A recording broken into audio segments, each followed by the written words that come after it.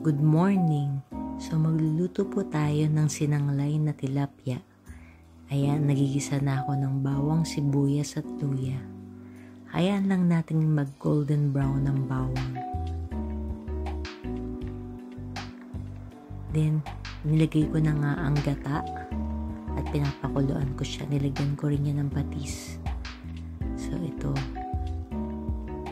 pakuluan na rin natin ang tilapia. Sa mahinang apoy, nilagay ko na rin ang sitaw, pechay, at talong. Yun po yung available na gulay sa aking garden. So sila rin po yung aking sangkap.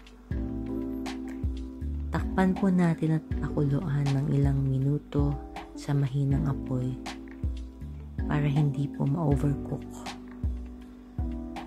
So yan, luto na po yung tilapia. Makikita natin, maputi na yung laman. Wala nang pula-pula.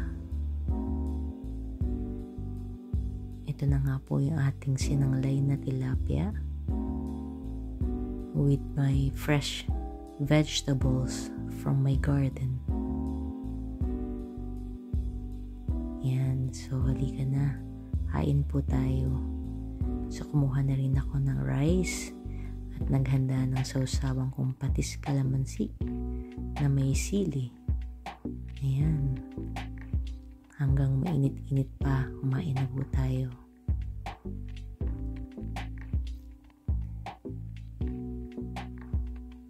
So, hindi ko rin maiwasang hindi magkamay. Mas masarap kumain ng nakakamay. Yan, binaliktad ko na yung tilapia. Kita nyo naman, napakalambot po ng tilapia. At ang sarap-sarap niya isawsaw sa patis na may kalamansi at sili. Ang sarap ng gulay. Crunchy po siya. Hindi overcook, tamang-tama yung luto.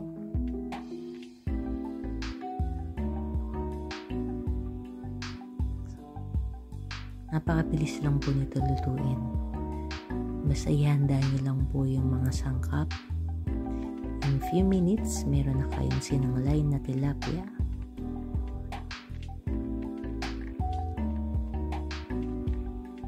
Maghihiwa lang kayo ng bawang, sibuyas at luya. Igigisa. Lalagyan ng gata. Konting patis. Pakukuluan ng ilang minuto. Ilalagay na yung mga gulay. Ayan, meron na kayong sinanglay na tilapia. Napakasarap po nito.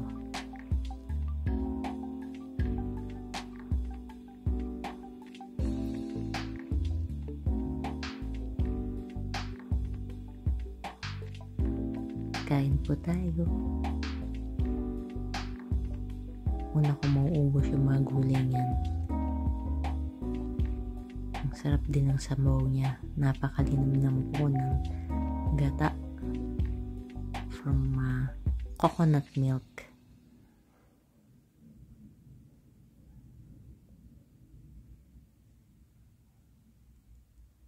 Yung mga walang fresh gata, pwede rin po niyong gamitin yung instant gata. Thank you.